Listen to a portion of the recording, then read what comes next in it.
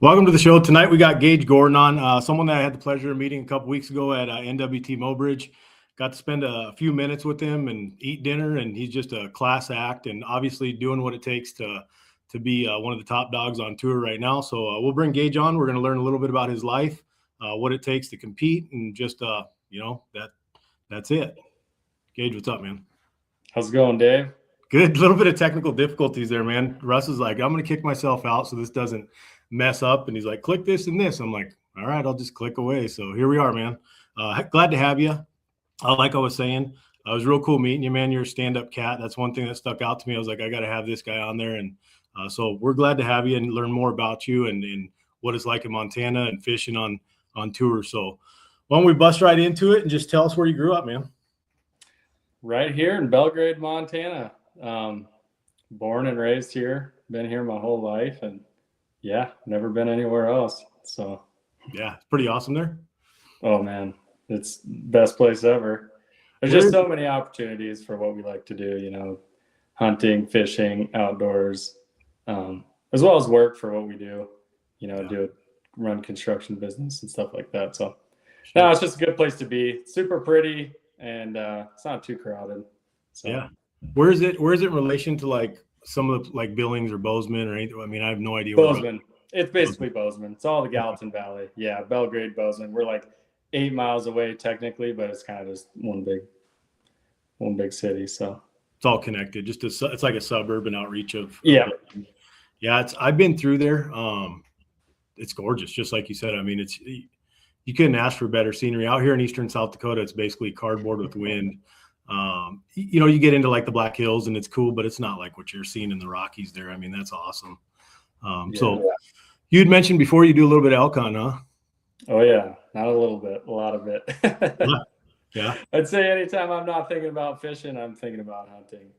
Yeah. Year round, and every fall, try to get as much time off as you can to go hunting and elk hunting. Love elk hunting. Love all types of hunting, but elk's kind of my specialty, archery, elk hunting. It doesn't get any better. And we've got such good opportunities here in the state with tags you can get every year, or certain units you can draw and stuff like that, where we just have endless amount of opportunities and a lot of public land and a lot of beautiful mountains like you've seen to hunt in. So yeah, it's hard not to. Yeah, that I've tried it twice in Colorado, and the first time was like 15 years ago, and it's bad. Like it's rough country compared to what we're used to, and you got to get in deep to get away from everyone else. Is kind of how we felt, and it was like we were down there 10 days, and it was like the second or third day, and my right hamstring, which I tore my right hamstring, in college. And for some reason, it just hasn't healed up right. But stepping over a log, and all of a sudden, my hammy just starts to go, and I go, oh, we're like 2 miles down from the truck, or it's not too far, but it's still far enough without a hamstring, it would have sucked. So I was eating all kinds of bananas the rest of the trip and hydrating a ton, but didn't kill one. Had one opportunity, but the one thing that I thought of was like, if I kill this 600-pound animal in here, it's just me and one other guy. That's when the work's really going to start. Yeah, that's for sure. It's the real deal. You got to know where you're at. And when you pull the trigger, be prepared for the work that comes with it. Yeah, but for sure. It's one of the things I like about it too. I mean, the whole part of it, killing them, primarily all public land. And like you said, you got to get way back in there a lot of times. Yeah. And packing them out isn't fun. Luckily, I got my dad and brother. They're like always there if I kill one. I mean, they'll be there if I need help, no matter where it's at. They might be a little mad at the moment, but yeah, they always are there to help get it out. Yeah. So you hunt whitetail too, or I see some whiteys on the wall behind you. Is that kind of mostly mule deer? Yeah. Okay, those are muleys, yeah. Yeah.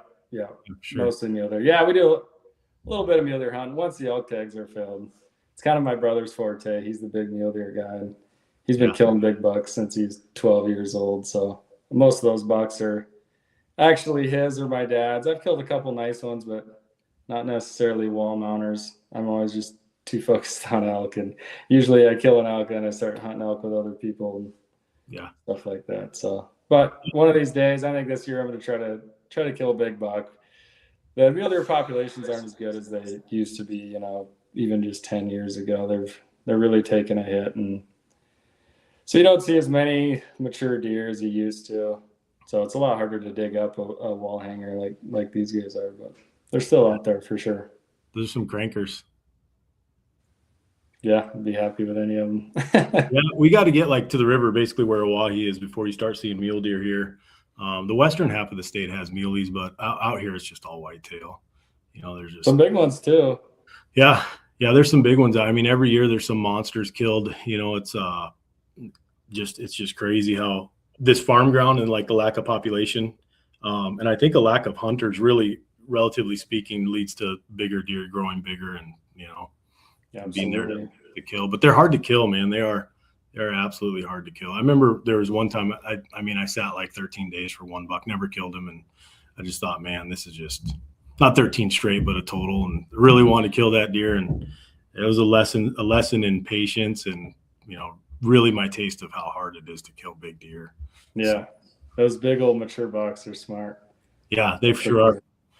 It takes, I watch a lot of these shows, and these guys that get after them and consistently kill big deer, they're on another level. Just like with fishing. I mean, not to jump ahead, but I like fishing a lot and feel like I'm a pretty good fisherman. And then last 2 weeks ago, I was like, man, like you guys are on another level. Like, it's really one of the things, the conversation I had with a buddy after the tournament, I was like, man, these guys are really just good at what they do. So yeah, putting a lot of time in and just paying attention to everything. Same thing with the big deer. Yeah, attention to detail. Yep. Yeah, exactly. For sure. So what do you do for a living? Primarily construction. Me, my dad, and brother have a construction company. I've been on the job site ever since I was like 4 years old. My dad, over the summers and stuff. I worked every summer through school, and he's always like, hard work. If you want something, you're gonna have to work for it. He never handed us anything in our life, and I mean, obviously helped us out here and there, but for the most part, hard work. So yeah, I've been accustomed to a job site for a long time, and I just kind of, I really liked it. I like the problem solving of it. Everything's different every day for the most part. So there's just a lot to learn in that space. So yeah, like right out of high school, I started running a framing crew. And then these last couple of years, I've, morphed more into general contracting and overseeing whole projects. And we still self-perform little things here and there because it's still fun to put your bags on and do stuff. But yeah, for the most part, yeah, general contracting. And then, yeah, when I'm not doing that, I got my real estate license. We do recreational land sales, the elk hunting, like we were talking about. Get to go see a lot of really cool elk ranches and help guys out in that aspect, just what the land's capable of elk-wise and everything like that. It's kind of my specialty. As long as guiding guys too here and there. Wayne, Owen's dad, owns a Montana hunt company, and I'm a guide on there, but also help him out, throughout the fall, little things here and there. So yeah, you stay busy. Yeah. Oh man, crazy busy. Yeah, crazy busy. How old are you? 29, almost 30. Okay, turning 30 in August. So yeah, no, that's awesome that you're staying busy like that. That land business over there has got to be just, I mean, is it super competitive, do you feel, or is it, I mean, is like, do pieces come up often enough to keep enough agents busy or oh yeah. Yeah. They do. Yeah. And guys realize more and more what their land's worth, especially if they've got the recreational value in it.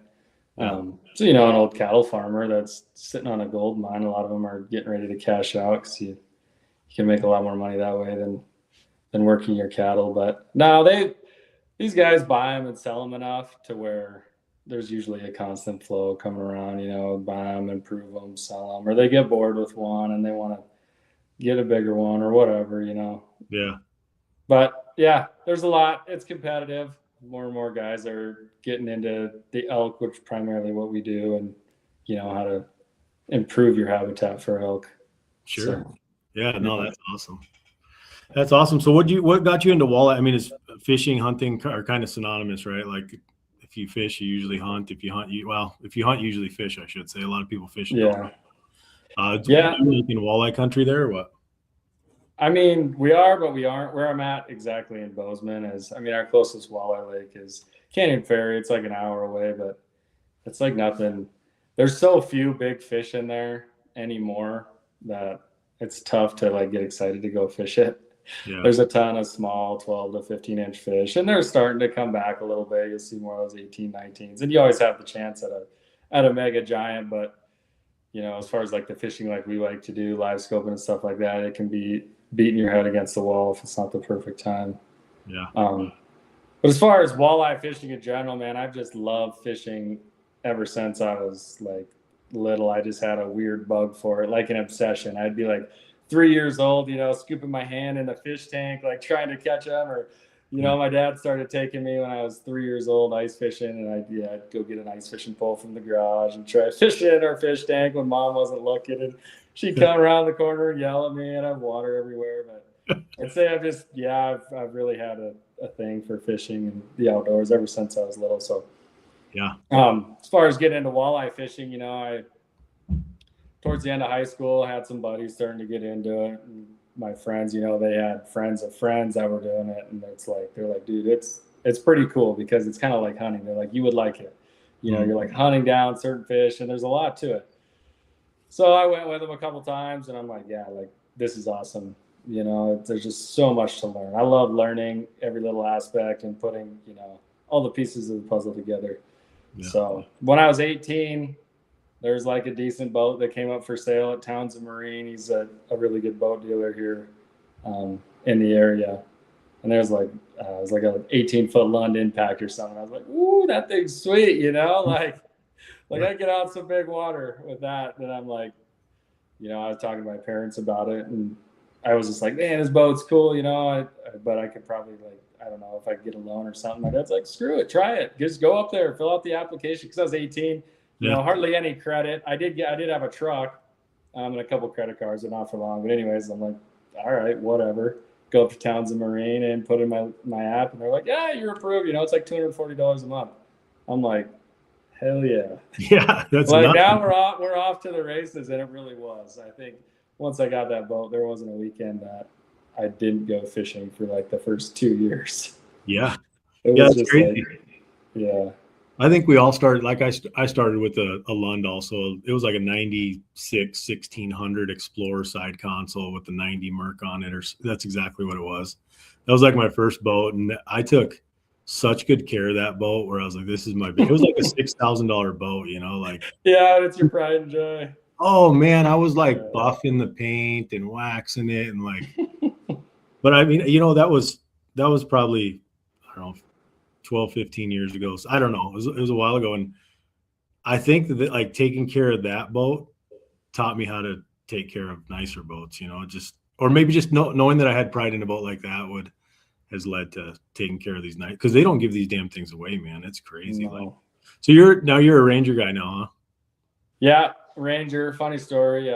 I've had a Ranger for a while. I had one back in like 2020 or something. I had one for 4 or 5 years, and then ended up selling it.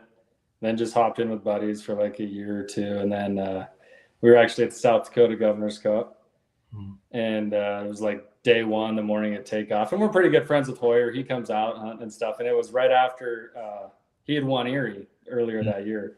He's like, bro, like, I got a boat. You want to buy it?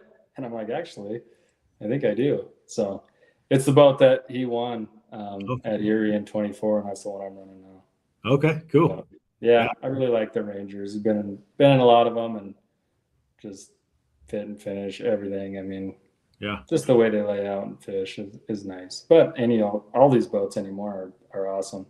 Yeah, they are. I mean, that's one thing we got.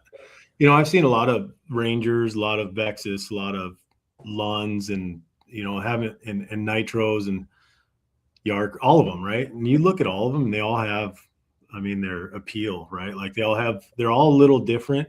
Mm-hmm. They don't do the same thing. I mean, look at that. Look at how the weather was 2 weeks ago, and you know, every single boat was out there still fishing. You know, you look at the top 10, and there was a mix of a bunch of different boats there. You know, that probably primarily Rangers, but I think absolutely cool. So what got you into tournament fishing then? So you got the bug for walleye, you late teens, and then now you're like full-time NWT. Last year you had a pretty good year too, didn't you? Have a couple top tens or? Yeah, I took second at Huron.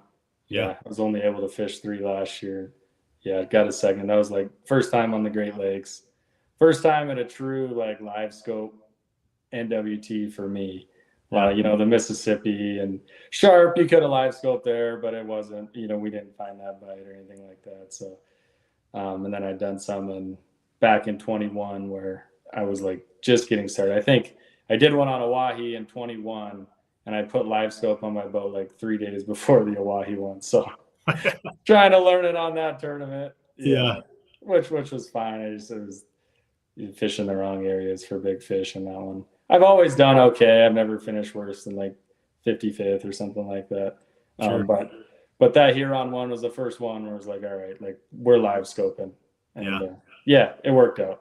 Yeah. So yeah, the learning curve with live scope is, I mean, I guess it depends on how fast you learn, but like for me, I just started running live scope on a boat last year, and I was like, I put one on a pole, right? I was like, I didn't even have one on my trolling motor. I just put a 34 on a pole, and trying to run the trolling motor and then reach over and run this pole, and I'm like, I mean, I think I fished like 2 days like that, and I was like, nah, this is not going to work. You know, I think it was because the intimidation of running the trolling motor with your foot, you know, and like feathering and staying on the fish and you just all the stuff that goes along with it. But, you know, there's definitely a learning curve. So putting one on a couple days before that tournament was probably tough. It was. It kind of clicked, you know, but it's a huge learning curve, as you know, with live scope. There's just so many things to learn, so much info at your fingertips that it's hard to take it all in. Yeah, that's this last tournament, I learned a ton. I mean, you know, I felt like I was pretty decent with running the live scope and the pole, or running the trolling motor with the live scope, and then having to do it in, you know, downpour with 20-mile-an-hour winds in practice, and then during, you know, day two sucked, and like I felt like going after that tournament and after that day and being able to really like stay, and I didn't do very well, but I was able to stay on fish and at least cast to them, right, in those winds, in those waves. And I thought, all right, I'm getting better at that. You know, that's like the win I took out of it. One of the wins I took out of it was like, all right, I'm getting better at boat control. And seeing guys put up 40, you know, what did you put up? 42 in 2 days? Yeah, I think so. Yeah, I'm just like 43. Yeah, I'm just like, man, like these guys are good because everybody was live scope. Well, some guys were cranking. Tanner Mastiller, I know he cranked all his fish up, but there was actually more crankers than I thought. But with the way that bite was, it was kind of eye opening actually on day one when I showed up to my spots and there's just lead core guys everywhere. Yeah, I'm 14, like, oh no, did I miss 14 footers? yeah, exactly. No, but, and there's just a lot to it in the wind and everything like that, and with how accurate you have to be in those fish when they're not just like suicidal, and it's really finesse presentations, man, and 30-mile-an-hour winds and every little pop matters. It's like you've got to be right on it. Yeah, absolutely. You're set. What are you running for a set? So you run Garmin on your boat? Yeah. I got a 16-inch Garmin and then 3 12-inchers. Yeah, just purely Garmin. Okay, sure. Are you running power brakes or paddles? I don't have the brakes yet. It's kind of the running joke with our crew. I'm the one pole man. I just have one power pole, and I don't know. I'll probably get them. I think they are going to be pretty legit. The power brakes are just give you that extra edge. So I'll probably break down and get another pole and everything, but it's like kind of the middle of the season. Like, man, I don't want to spend, you know, another day rigging all that stuff up, and not to mention the cost and everything. Yeah, they're expensive. I was going to hold out as long as I could until these guys are really walking away from me. Yeah, I mean, last year I didn't run them. This year I did. I decided to run poles with paddles, and it helps, but it doesn't really help you enough when it's blowing that hard. You know, like I think dead drift with the wind was like 3, and you put those paddles. Oh, really? Yeah. Then you put the paddles down, it slowed you down to like, for me, and this is just a small sample size, but I think it slowed me down like to 1.8 or something. But 1.8 is cooking when when you got your live scope out at 60 feet, let's say, or 80 feet. I mean, you're on top of that fish in no time. Like there's just no. So I think the brakes are getting put on the boat here in a couple of weeks because I just went. It's just. Yeah. I don't know, but when do you stop? That's the other thing. Like that's where I'm at. It's like it's almost a contest of like how much stuff you can bolt onto your boat. See these boats, they're just robots going down the lake, and I'm like, God, I really like simple, like a simple setup, like not many things to go wrong on a boat, I like a good solid setup. That's why I've been hesitant too to see just kind of how those brakes and everything hold up over time, and if guys are, power poles coming loose and stuff like that. I've got a pretty good system in mind. So you were talking about your boat drifting like 3 miles an hour. Mm-hmm. Mine with my one pole and everything, like that wind we were in last weekend, I go about a mile an hour, to a mile and a quarter. And I run my distance way out there, like 110, 120. So I can see him coming. And still on that Oahe bite, it was tough to go with the wind and cast at him because you had to be so precise and the right presentation for those fish, or else they were just going to, even if they saw your bait, it might not have been perfect and they would, veer off. Yeah. So I was able to get away with going into the wind at that one at Oahe. But like on Erie, I just went with the wind the whole time, or else those huge waves, you pretty much have to. But those fish ate good enough that I didn't really have an issue. I could see them coming at 120 and line up on them at 50 to 60 and make one good cast. And you didn't have to be as precise. Those fish wanted to eat. So it's a little easier, but there's definitely probably going to be a time where it's going to bite me to not have the brakes. Yeah. Yeah. That's slow. One with the wind that's pretty. Yeah. It's about perfect, actually. Yeah. Absolutely. Yep. So that's what you're running. Then, what else was okay. So so you decided this year you're fishing all four because, well, funny thing is I actually did decide that going in. I was only going to do Erie because I'm like, man, I've never fished Erie. I've always wanted to fish it. Lined up with the schedule because we just got a slam, like just a jam summer. So many things going on. I can't even fish as much on the weekends as I want to, just work wise and everything like that. So I was like, I'm just gonna fish Erie and it'll be fun. So then do fifth at Erie, and I'm like, oh, nice. Now I'm playing on house money. Might as well do Hawaii. It's close enough, So jumped into that one, made it work, and now coming out sitting in second for Angler of the Year. I got some big decisions to make because it's gonna be pulling some strings to fish the rest of the circuit. So we'll see. That's solid. Fifth on Erie, fourth on Oahe, right? Yep. That's second for Angler of the Year. So your plan wasn't to fish them all. So now I think you kind of have to. I know that's it. That's what everybody's saying. Like I said, I've got a week to decide. I haven't signed up yet, but I got to figure out how I can make it work with work and everything. It's just so hard being gone for a week. We got multiple projects going on with the construction thing, and it's just, if you're not there, little things can get missed, and it can really, it's tough. So I don't know. We'll see if my dad and brother can hold her down for me. Yeah, no, it's a tough spot. I get it. Like I have a full-time job too. And I can't fish anything but what I already, but that, and then I'm going to fish the Gov Cup and then the MWC on Bitter. But there's just no way, even if I wanted to, that I could take a month off for 4 different tournaments. And then that's exactly right. And the way I'm looking at it, I'm like, it's a minimum of at least 5 weeks to do the whole circuit. Like we got 2 down, but if I do the next one, I'd have to do all of them. So that's 3 more weeks out of the summer, and the summer's so short in Montana. It's just a huge commitment. Yeah. To swing it all. Obviously I really want to, but we'll see what I can figure out in the next week. You'll be there. You'll figure it out. Yeah. So what got you into, like, when did you first start fishing tournaments? Local stuff, or did you fish a lot up on Peck? Yeah. A lot on Peck. Kind of, I guess, as much as we can. Peck's awesome. I'd like to fish there every day if I could. Yeah. There's a lot of big fish in Peck. But started off tournaments there, kind of the local circuits, the Montana Walleye Circuit and the Fort Peck Walleye Circuit. Just started with that, and we got a pretty cool group of guys, Owen and Wayne, his dad, my brother, Zeke. We were like together every weekend fishing somewhere. and we just have a lot of fun. So it just kind of snowballed from that. I met them and it was like 17 or 18, and we've just been fishing like crazy ever since. So The crew, yeah. Yep. Yeah. That was, I asked Cody at the rules meeting, the bow roller thing, bow roller popped off, whatever.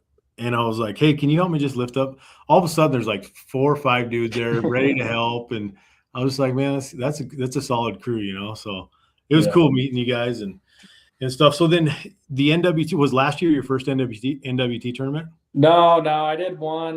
You did Oahe, you said, back in 2020. I did Oahe. I did a couple that year. The first one was actually in 2020, the COVID year. Okay. Wayne Owen's dad, he wanted to go out and fish.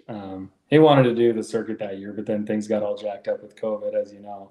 Mm-hmm. So he ended up going to Econo, Green Bay, and I did a co-angler at that one, just to kind of see what it was all about. So co-angled that one event, and I was like, man, this is the real deal. This is cool. All the rad boats, everything like that. And always as a competitor, you want to be pushing to the next level.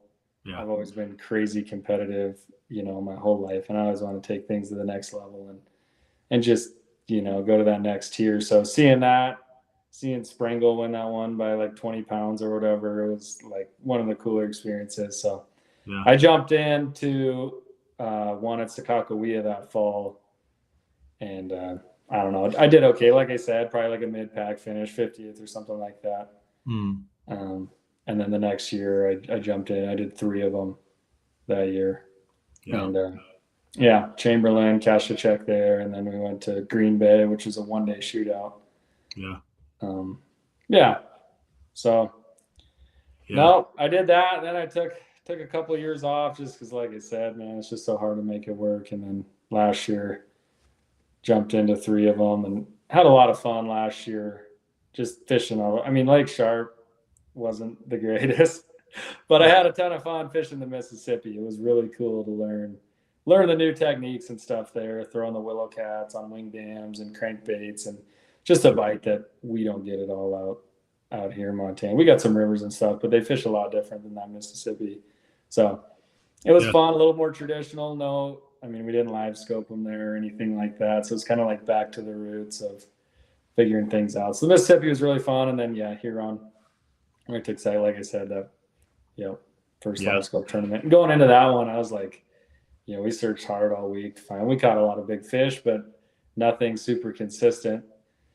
So going into that one, I'm like, I just know I'm just going to stay close. I know I can just catch a pile of fish, and I'm just going to have fun and just filter through as many as I can to try to work my way up. I knew I wasn't on anything to win, but I thought I'd, hopefully maybe cash a check or something, and ended up, I was able to find like the spot of the bay that had the biggest fish in it, and went out and caught a pile of fish and had a ton of fun. And when it all settled and I was second, I was like, I wasn't expecting that, but I'll take it.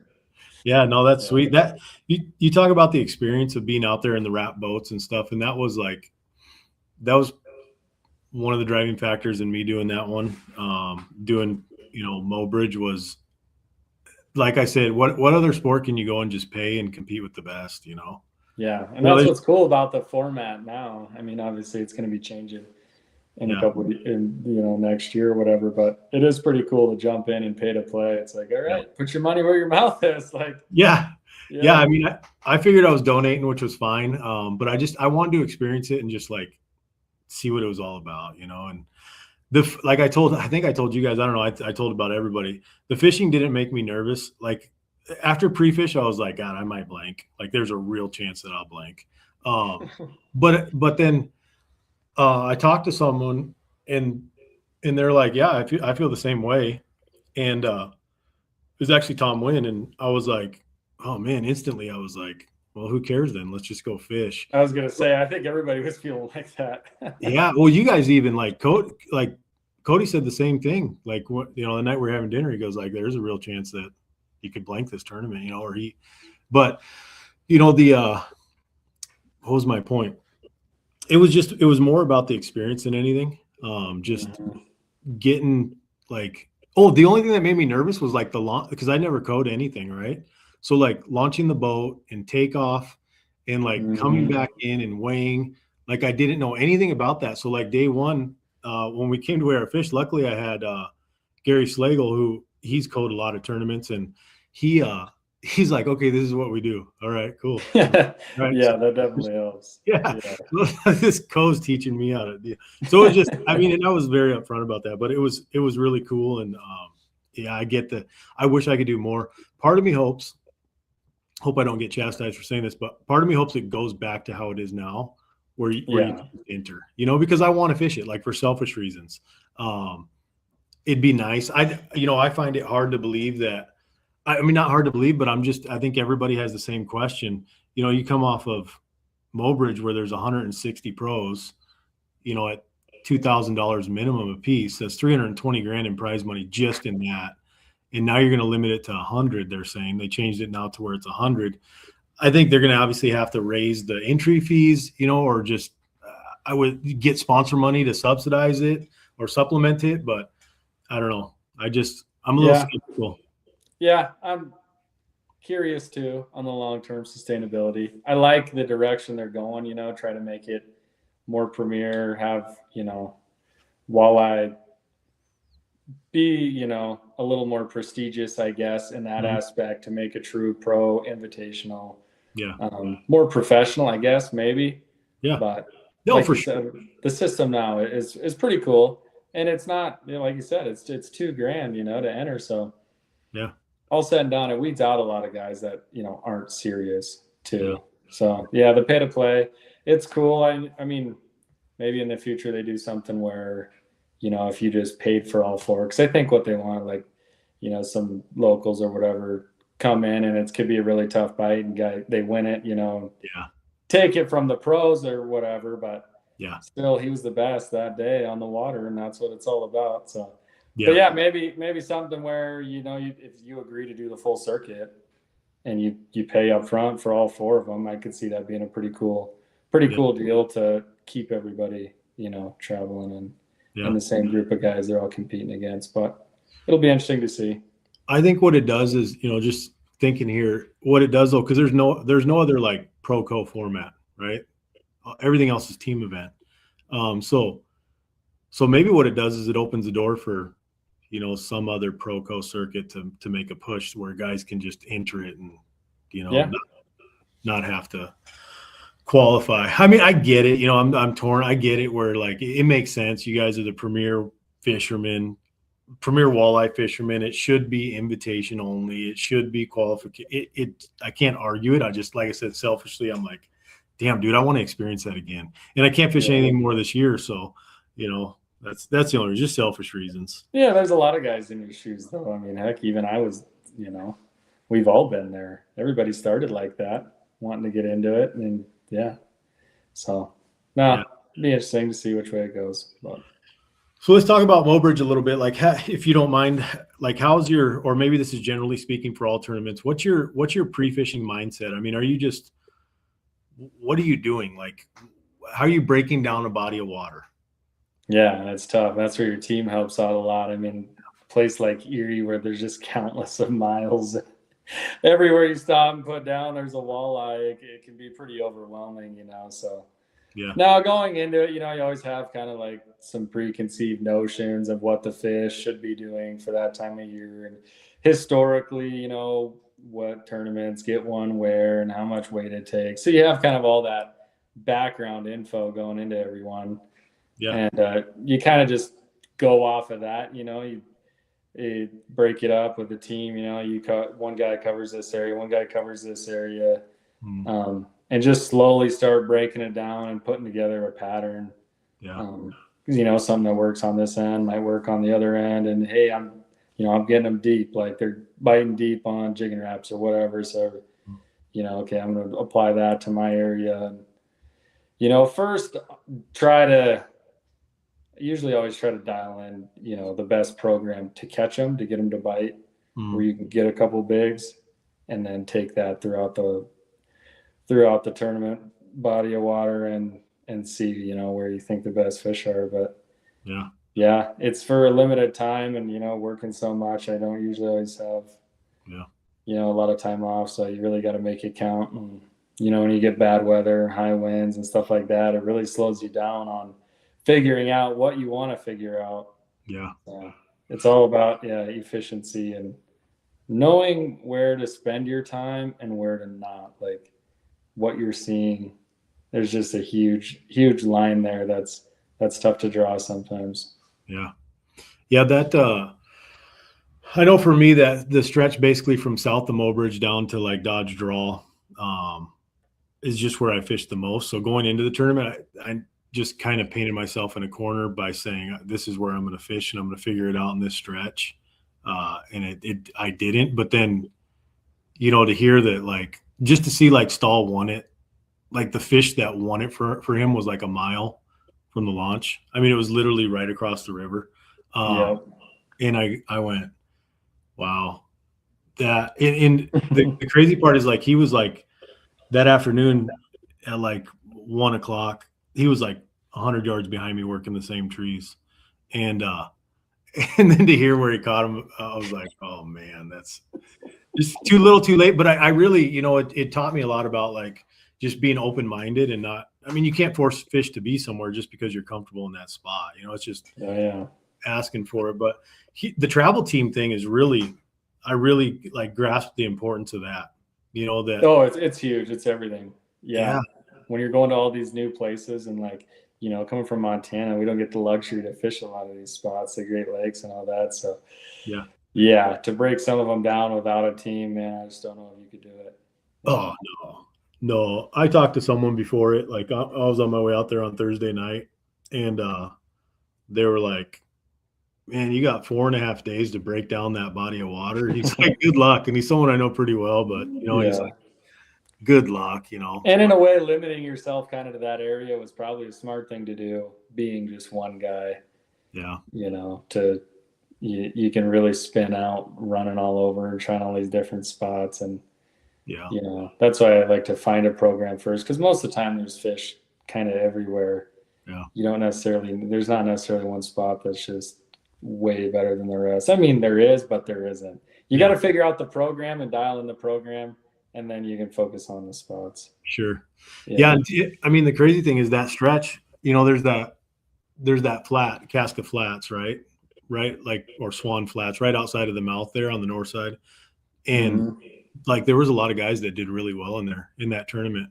And I mean, I launched at Swan every day, but one, and I'd come out of the mouth and I'd go right around that flat and right up to where so I'm like, that was one of the places I was going to check. But again, that's just not executing a game plan. And that's why you don't cash checks, right? Yeah. Just like you said, it could have been make or break, you would have just stopped in there and figure out where they were on there. It could have changed your tournament. Yeah, for sure. Always things. Yeah, there's always next time. So your pre-fishing routine, I mean, you got that. Then once you go into like, now it's like the day before the tournament, are you just confirming what you think you found the previous 4 days? Or are you looking at new stuff? Or, I mean, what are you doing? It really depends where you're at in the pre-fish and how good your game plan is. Like, that's what I did. Like Bow Bridge, for example, that Tuesday was definitely go confirm the spots. They're still there. Because those fish were moving a lot, but new fish were also coming in. So it's like pull up, make sure they're still there. And you don't even necessarily need to catch one, but you see the right ones down there. You're like, okay. But there can be times where you still don't have a whole lot figured out and you're still trying to put something together that last day. Yeah. It really depends. But going into that, day before the tournament, it's really just like trying to take a mental log of all the info that I've learned, throughout the week, and putting together a game plan that gives you the best odds to be able to put yourself in the best position, or at least what you feel like to give yourself the best odds. So I knew this area had the most big fish from what I've seen, and they bit the best, and that's where I want to spend most of my tournament, but also have game plan, B, C, D, E, because we all know that your A plan doesn't always work out. And that's how, a lot of guys win these tournaments, is making adjustments on the fly based on that day. Like you said, going into it with an open mind is everything. And fishing that day for what it is huge, Yeah, absolutely. No, it was a cool experience. Um, so going into the tournament now we're like on day one of the tournament. What's your mindset? I mean, you're busting out and you're going to that A spot, right? Like spot number. Yeah. I pulled up there. I caught probably the most big fish off that spot in practice up by Shaw. It was north. And I was like, I went and checked it the day before, caught 2 good ones off of it again, and there was more in there. So I was like, that's the spot I think I want to be. But we're just going to have to play it by ear with the wind. We knew the wind was coming up. So I was just going out. I knew I'd probably make it to the spot because you could see in the weather there's a little break in the wind. But I just didn't know how long I'd be able to fish there.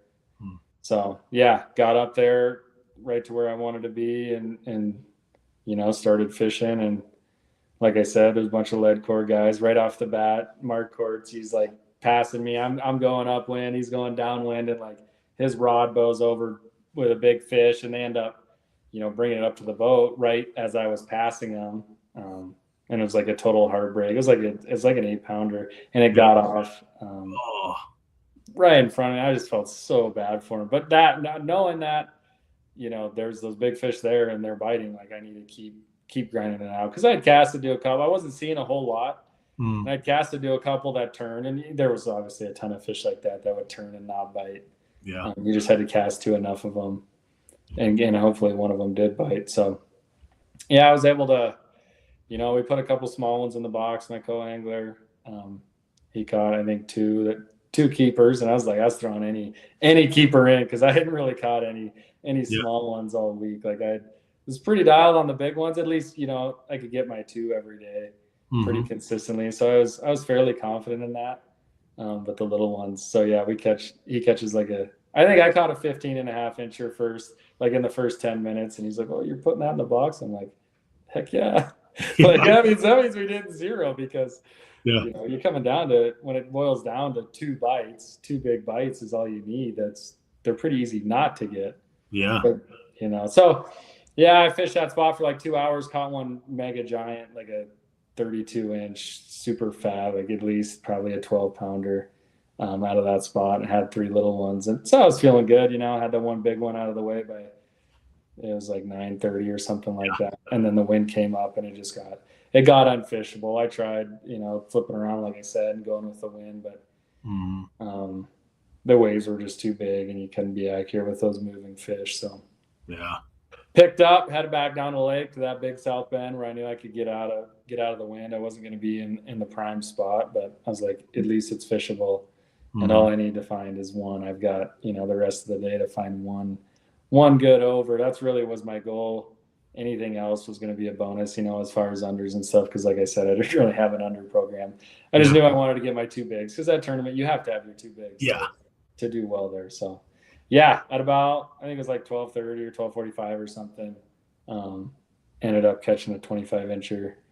But I was like, I knew in my head I wanted to get 15 pounds on my 2 overs. That was my goal. Like on day 1 was at 15 on my overs.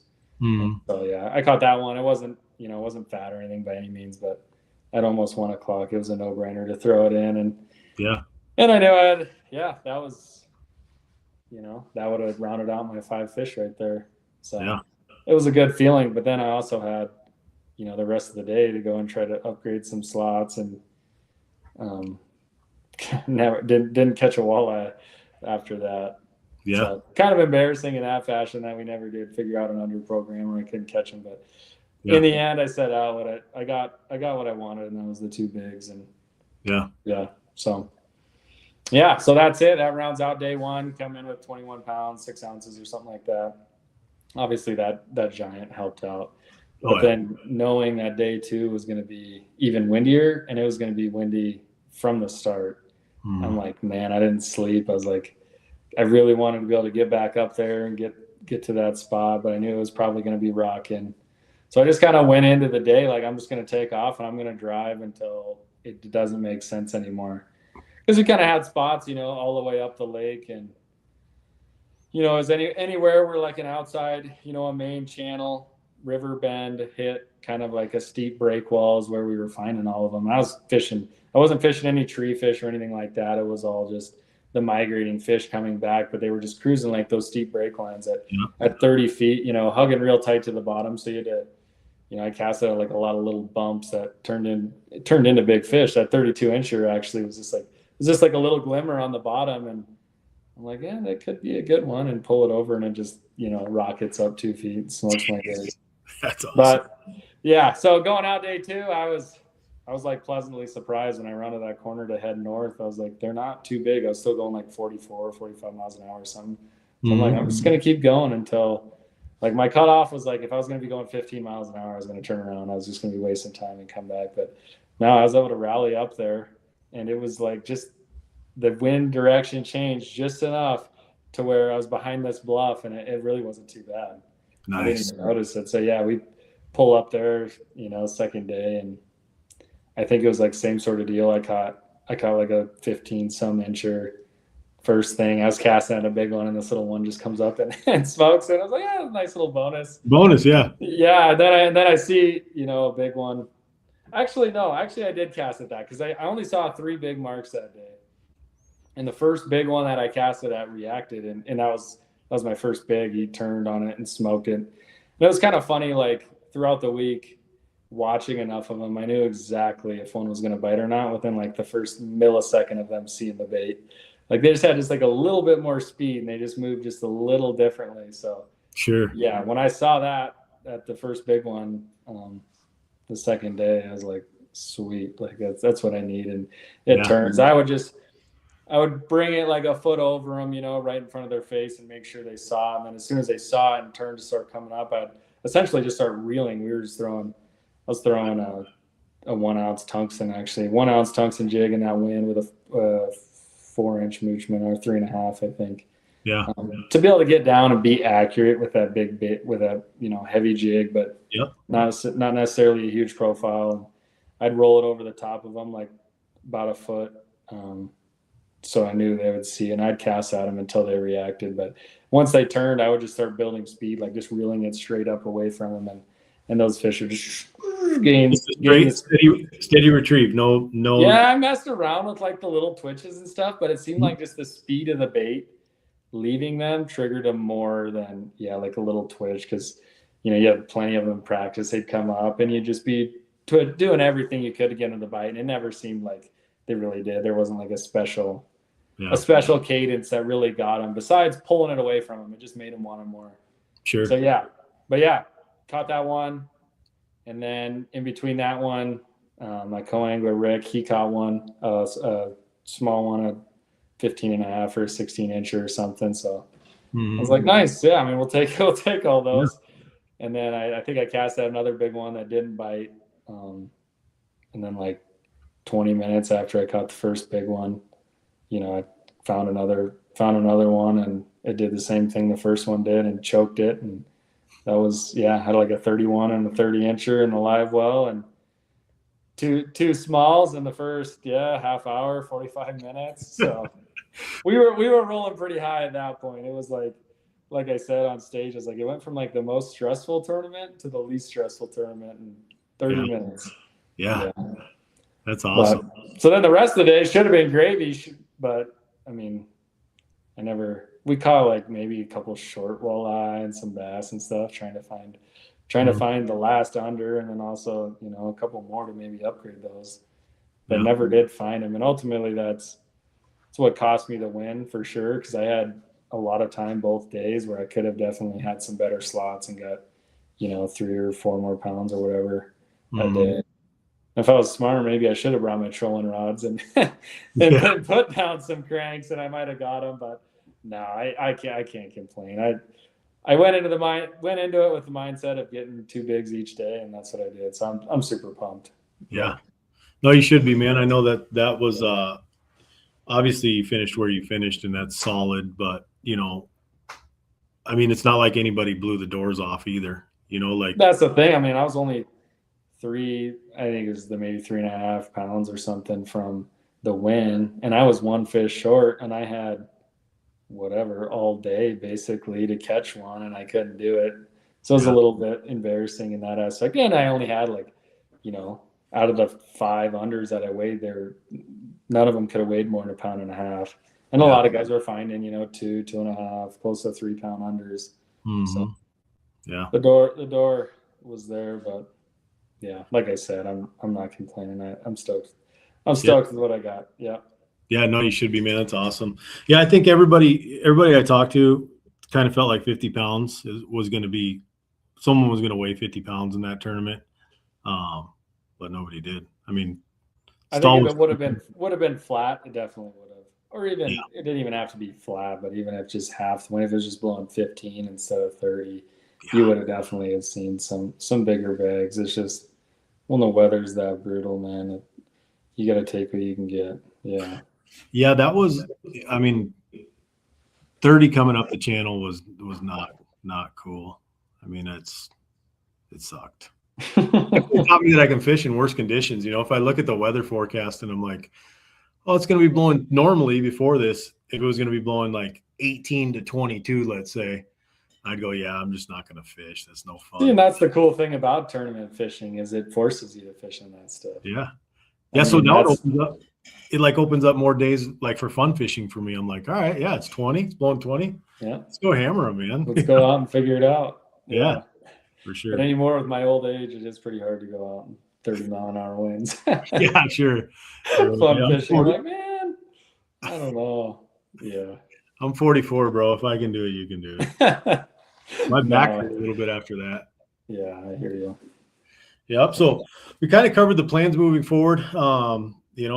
I guess, well, we don't know the plan moving forward yet, right? Like you're still working on it. But I'm assuming you're going to fish as many tournaments as you possibly can. Yeah, we got some local stuff. I got really the local Montana Governor's Cup. It's an awesome tournament, and it's like one of the best times to be on Fort Peck. All the grass is green, all the meadowlarks are chirping, and the fish are kind of spread out all throughout the lake, and there's tons of big fish to be caught. So it's fun. I'm really looking forward to that. Spending a week there. And we got a lot of competition this year. A lot of guys jumped in. I know Beau Schilling's going to be there. Dewey. Got a lot of local hammers. Wendell. So it's going to be a pretty stacked field. It's just cool to see those guys coming from out of state. Yeah. They bumped up the first place prize like 20 grand if they hit, X amount of teams, which hopefully they hit. But it's cool to see guys coming and everybody that's not fishing is missing out because it could be tough. It's a kind of a transition period, where they're moving from spring to summer areas, and a lot of times it happens that week. Like you'll catch them shallower early on, and then by the end of the week they'll be in 30 feet or whatever. You just really never know what you're going to get, but there's big fish to be caught, and sometimes it can just be incredible. I mean, I'd say for surely over 100 pounds is what it's going to take to win between 2 days. So it's more or less 10, 30-inch fish over the course of 2 days. So it's crazy. Yeah, it's fun. Are you fishing the South Dakota Governor's Cup this year or no? Man, I don't know. Wayne's got a spot. That's who I usually fish it with, but it's just so hard, like I said, to make it all work. And it's like, to be competitive, you have to take a couple days to pre-fish. So it's like if I'm missing a week for Montana and South Dakota's right after it, and then I mean the Ocano NWT would be just right after that. So it's just so hard to make it all work. Yeah. So I don't know. I more or less just take it as I go, and when I see, when we have, things are squared away at our construction projects, guys are lined out, and I can take a week. I'll jump in and fish, and if it works out. But a lot of times, and like that's why last year I couldn't make it to the third or the fourth one at Erie. I really wanted to. I was sitting decent in Angler of the Year. I've always been sitting like 10th to 15th or something after the 3 tournaments that I've done. I was the same thing last year. I think I was in 12th or something like that. So it's like, you're not totally out of Angler of the Year and you're sitting good. And I really wanted to do it, but we just had a big project that was, the deadline was like September 1st and that tournament was in August, and it just too many moving parts to go away. And I take my job super seriously. I love it too, but I take it seriously, and the more I'm there, the easier it is. Sure. As well, so taking time and neglecting it, it's like, man, I don't know. It's just, It's not maybe worth one it. day. Yeah.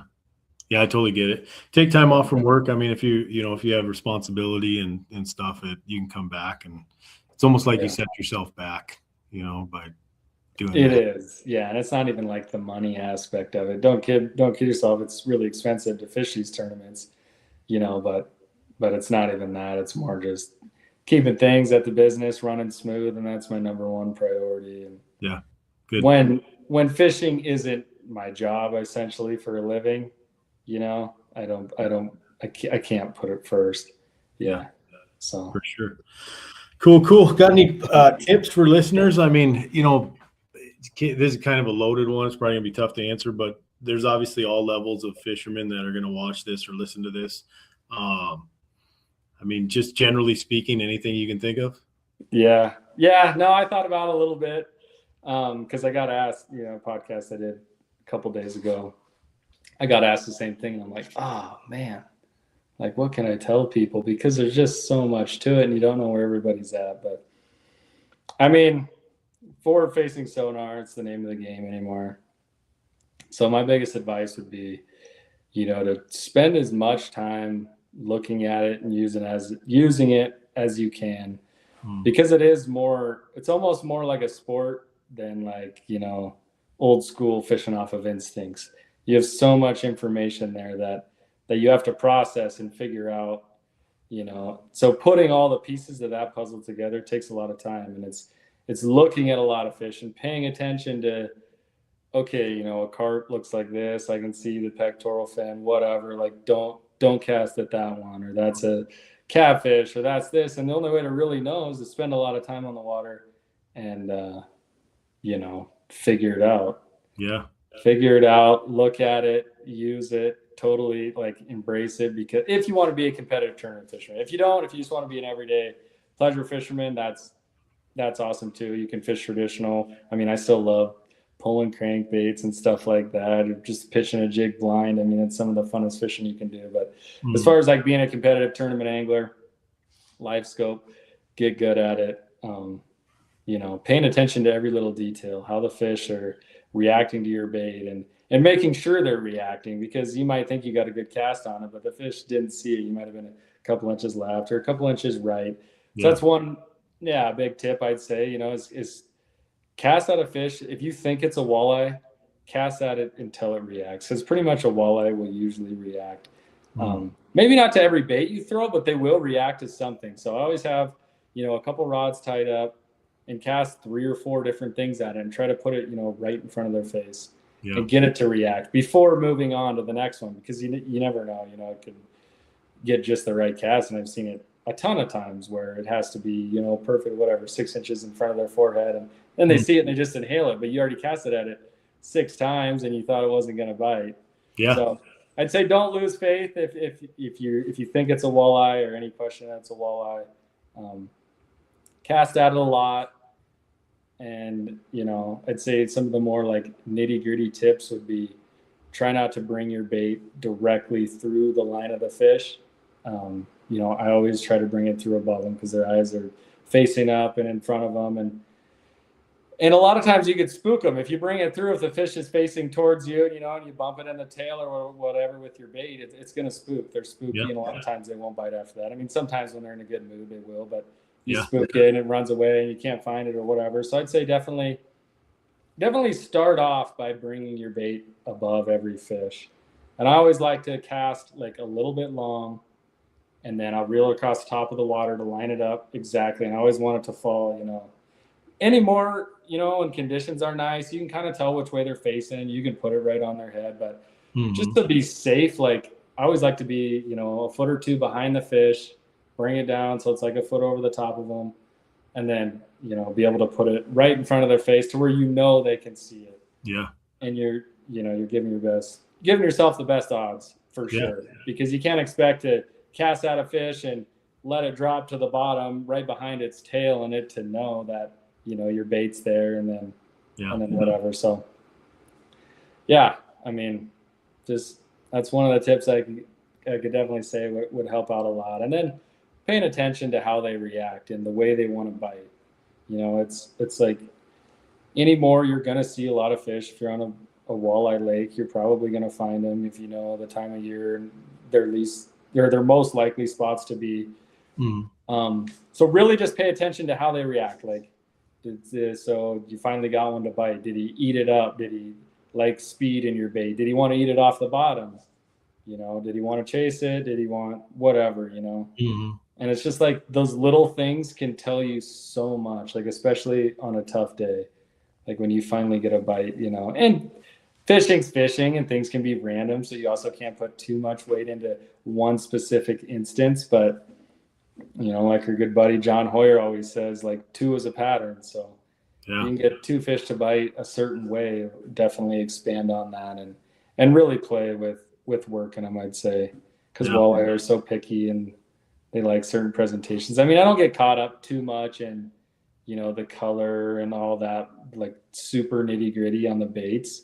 Yeah. Definitely like general color schemes, like dark colors, purples, yellows, whites, whatever. That makes a big difference. But like, a lot of guys will stress over like one little orange line in their bait or something like that. It's like, there's so many things that matter more than that, So it's like, don't overthink it, but also overthink it. Yeah. What colors were you throwing? Yeah, I was throwing white, all white. See, and that's what's crazy. So you're throwing white. I think Beau's throwing white. A couple of other, I forget who it was, that guys that did pretty well were throwing like pumpkin or charcoal. So you're talking about color, and it, maybe there is too much weight put into the color thing. That's the thing. Like in those fish, it was like I said, like I could tell almost instantly after they reacted, like if they were gonna bite or not. And it's like it was almost predetermined. I don't know exactly if it mattered what you had, throwing the 1 ounce tungsten and that smaller mooch minnow, like was key for me, just in the fact that I could present it the way I wanted to. That might not have been the best bait, it might not have been what they were keying in on or whatever, but I knew I could put that combo in the big wind, right in front of them. And the fish, like I said, if they wanted to bite, it seems like they would bite. Yeah. So, yeah, I think that combination, especially in those conditions, like you said, the wind, and then you're dealing with a little bit of current. So something that is less susceptible to those conditions. I mean, you're going to get way more, you're going to get such a higher percentage of good casts on fish. If your stuff's not drifting off of them or. Exactly. And that's the most important thing to start with, is putting your bait right where it needs to be first and foremost. And then, obviously if you're getting denied a bunch or fish are coming up and look at it and it's not working, switch it up for sure. Yeah. It's easy to just get in a zone and not want to switch out baits or throw different things or whatever. And that's also huge. But usually I'll do, instead of like changing the color of my plastic, I'll change, the whole, put on a jig wrap or put on a jig and a worm or whatever. And start to dial it in. And sometimes it can matter, but I don't get too caught up on it. Big fish like to eat, so it's all about getting in front of them and the right cadence. Yeah. Is a big thing. So sometimes I noticed on Oahe, like I fished a lot of finishers last year, and it seemed like earlier in the year they liked, basically for it to be put right in front of them and then jerked away real hard, just kind of teasing them, and then slow retrieve back with a little bit of dance. And then that was actually later in the year. And then like midsummer, late summer, they just wanted it put right in front of them and just danced. And then eventually they just get so mad they just inhale it. But that didn't work late in the year. I mean, I had to get a little more aggressive with it and stuff, which, so it changes. So there's a lot to learn. It definitely changes. Yeah. The finisher's a cool bait because you can work it a lot of different ways. Yeah. It's definitely a fun one to get bites on, but there's just so much to it. So you just got to pay attention to every little detail, just like you said. Yeah. Journal. That's one thing I grew up doing a little bit of fly fishing. I still make it over to Wyoming doing some fly fishing here and there and a couple times a year, but I journaled everything fly fishing, and then walleye fishing. I just had never journal anything. And then last year I'm like, I should probably start doing that again. I'm not going to remember all this stuff. There's just no way to remember it. So I know. Yeah. That's the thing. The important things I have a good way of keeping in my memory. So maybe that's why I can be a little more successful at times for sure. I've got a good memory with that stuff, but definitely big picture stuff. I'm not like a big waypoint guy or like a spot on a spot kind of guy.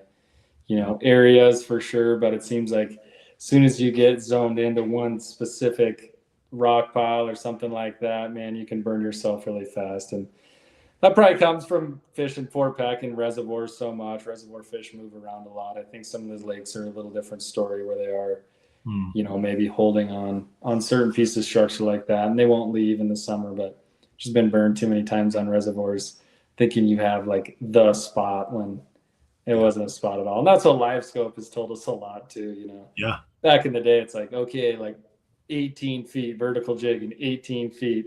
And now you're like, there's fish everywhere. They're scattered from 15 to 25, like 18 feet had not much to do with it. Yeah. But then there's certain times where it could be, like I'd say at Oahe, dang near every big one I caught was like really close to that 30. They were like 28 to 33.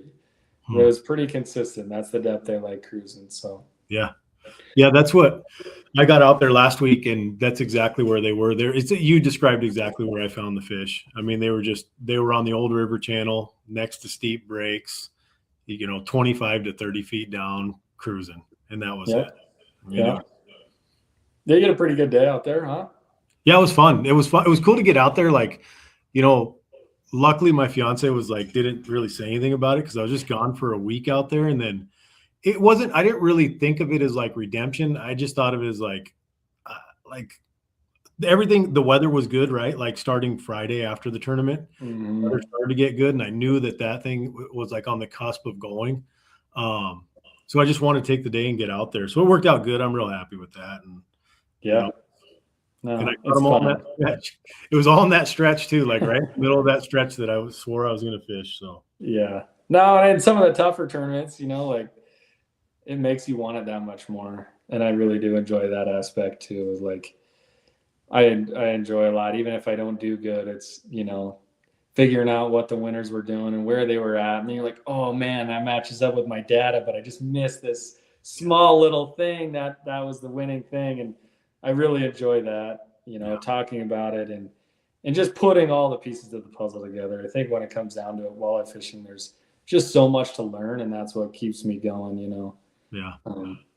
Even those tournaments, like the camaraderie, and like that's the cool thing too. I just it was just cool to like hang out with guys that are like really like hanging out with you guys. I was like, man, this is awesome. These guys are absolute hammers, and like they're just regular dudes. And when it boils down to it, we're all just regular dudes. Yeah. It's kind of funny. I spend a lot of time like, with famous people and stuff, hunting and whatnot. And like one thing we all have in common is like they're all good dudes and good people, and there's more common ground than you think with a lot of these guys. So even just like I think it was one of the days, day one or something.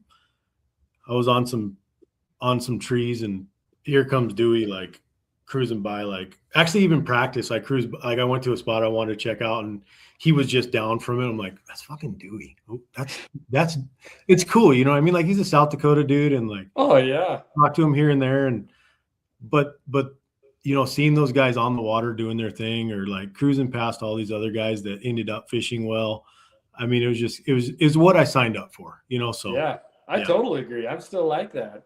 Yeah. Compete with them, but still, oh, that's Dewey, or oh, that's Hoyer. Like, oh, what's he fishing? It's like, that's one of the funnest parts about it for sure. Cool, man. Well, I appreciate it. Good stuff. Thanks for taking the time. Man, good luck, man. I hope you find a way to fish it, because I'm really rooting for you, and I'd like to see you, do something the rest of the year here. So I know it sets up good, and the rest of them are good live scope bites with big fish. So Skakawea is kind of close to home. I know it fishes somewhat similar to 4-pack,